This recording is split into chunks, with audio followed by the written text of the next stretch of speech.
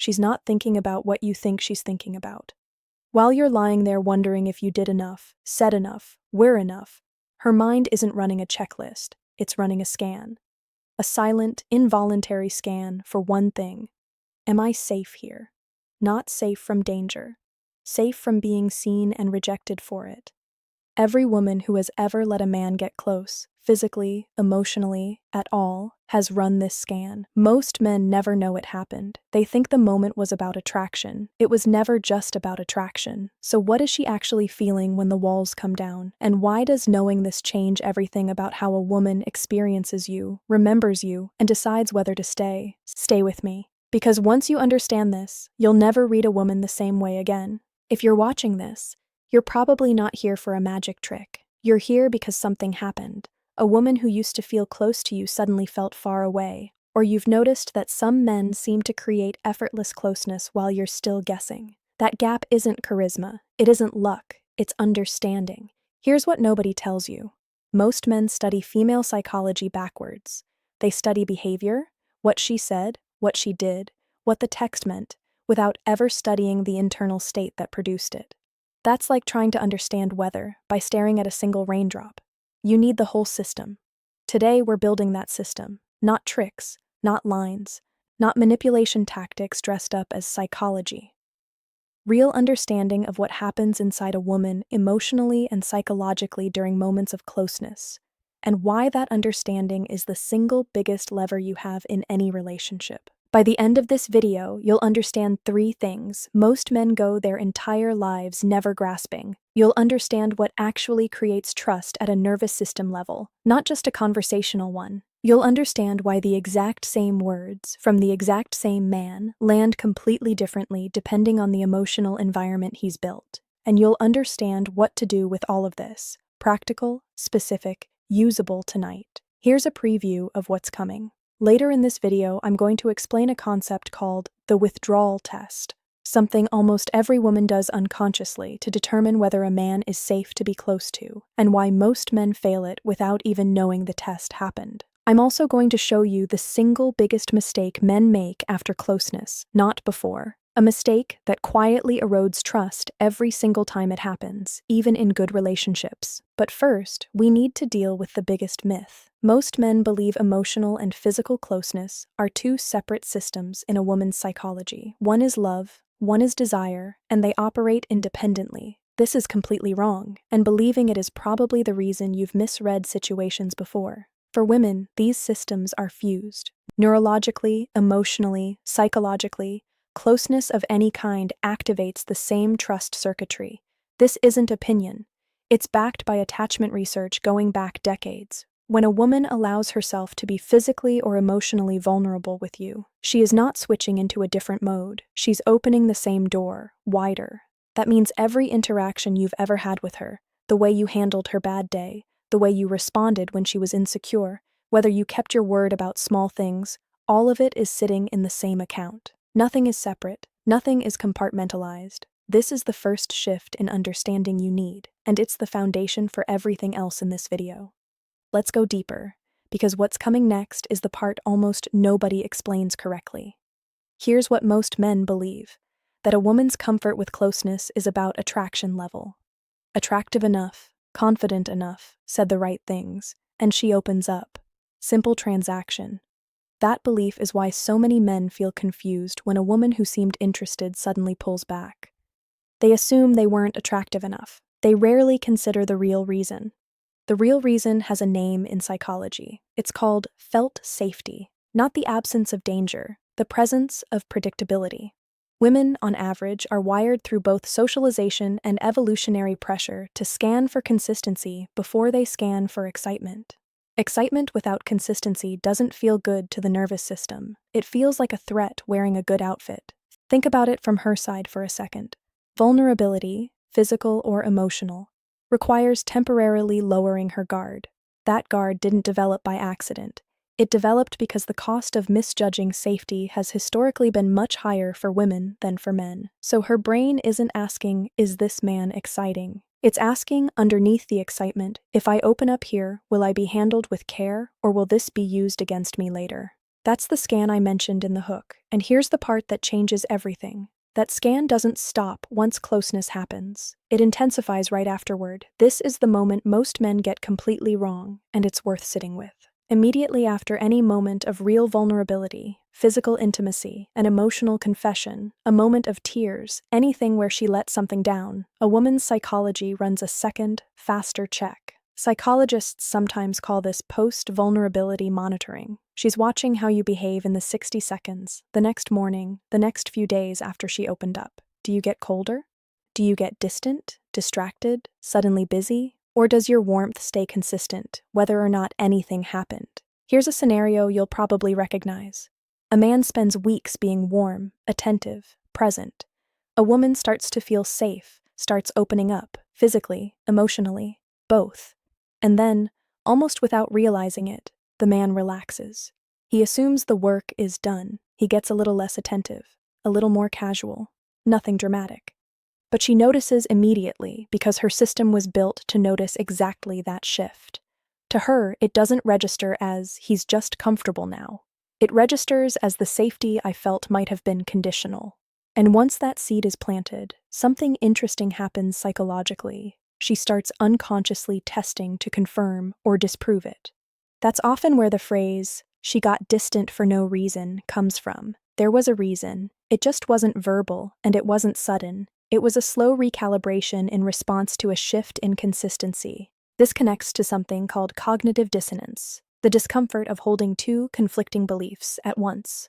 This man is safe, and this man just changed, cannot both sit comfortably in her mind. Something has to resolve. Either the story updates to, maybe I misjudged him, or her behavior updates to protect herself from further exposure. Most men never see this process happening. They just see the result, distance, and misread it as loss of interest, when it's often loss of certainty. So here is the hidden truth of this entire video. Closeness isn't the hard part. Sustaining safety after closeness is the hard part. Almost every man can create a moment. Very few men know how to protect what that moment built. That's not a character flaw, it's an information gap. And now that you have the information, the question becomes, what do you actually do with it? Let's turn this into something you can use, starting today. Step 1. Consistency is the actual seduction. Not the grand gesture, not the perfect line. The thing that builds real trust is doing the small, unglamorous things the same way whether she's watching or not. Texting back with the same warmth on a boring Tuesday as you did during an exciting first date. This works because her nervous system isn't grading you on your peaks, it's grading you on your baseline. A high peak followed by a dip is registered as instability, even if the average is still positive. The mistake most men make here. They treat the early winning her over phase as a performance with a finish line, then relax once she's invested.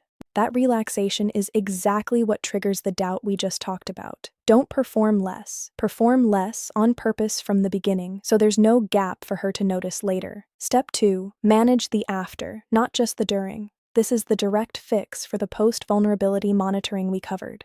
In the hours and days after any moment of real closeness, physical or emotional, your warmth needs to hold steady or increase slightly. A message the next morning. Genuine attentiveness, not obligatory attentiveness. This works because it directly answers the unconscious question her psychology is asking. Was that real, or was that just access? The common mistake, going quiet right after, not out of coldness, but out of a man's own comfort. He got what he needed emotionally from the moment, so he unconsciously stops working. She can't read your internal state. She can only read your behavior. Behavior is the only data she has. Step 3. Let her lead the pace of vulnerability, and never punish it when it's slow. Here's the psychology. Every time a woman opens up and is met with patience instead of pressure, her brain logs that as evidence of safety. Every time she's met with frustration, sighing, or subtle guilt, "Why won't you just tell me?" That gets logged as evidence the relationship is conditional on her performance, not her comfort. This single pattern, repeated over weeks, determines more about long-term trust than almost anything else you'll do. The mistake, treating her hesitation as rejection of you personally and reacting with withdrawal or irritation. That reaction is the exact thing her nervous system was testing for. Passing that test, Staying warm, even when she's slow to open up, is one of the most powerful trust-building moves that exists, and almost no one talks about it because it requires patience, not cleverness. Step 4. Repair quickly and specifically when you get it wrong.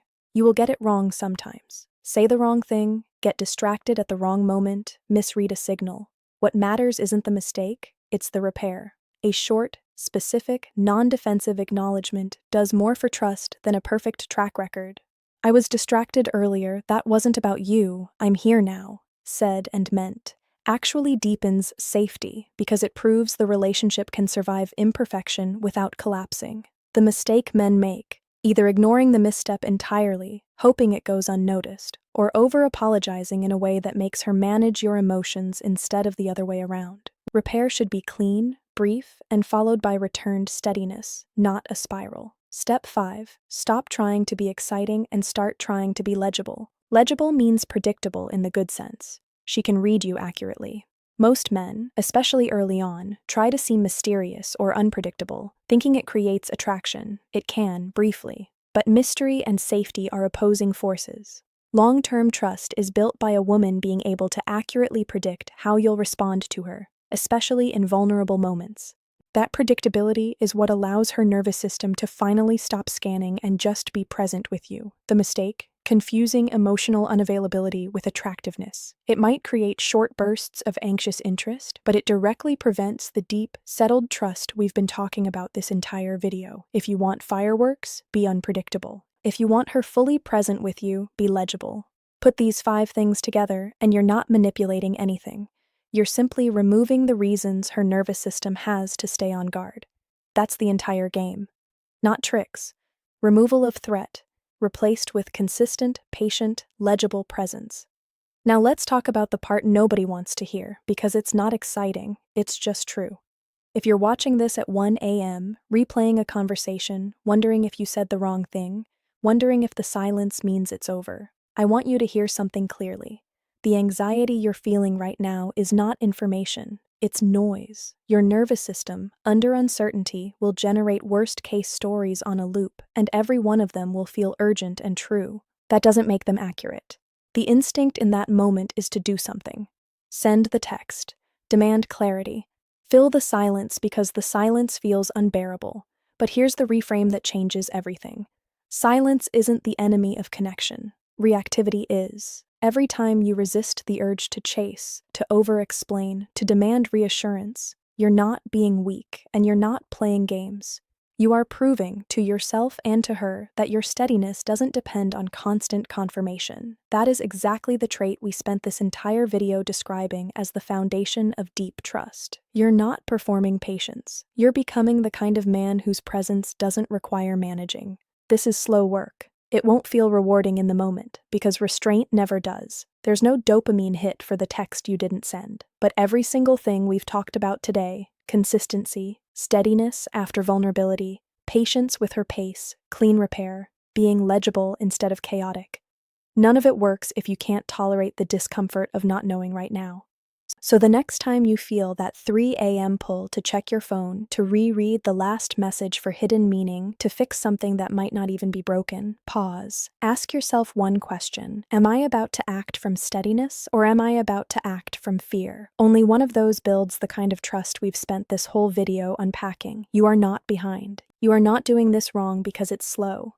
Real trust was never supposed to be built in a week. It's built the same way it's tested. Quietly, consistently, without an audience, over time nobody's clapping for. The men who understand this stop chasing certainty and start building it instead. That's the whole shift. Not becoming more exciting, becoming more solid. And solid is the one thing that never goes out of style with the right person. If this gave you something to sit with, don't just scroll past it. Subscribe, because I'm going deeper into exactly this kind of psychology every week. And I want to know, which part of this hit closest to home for you? Drop it in the comments. I read every one, and honestly, some of the best insights in this series have come directly from what you all share down there.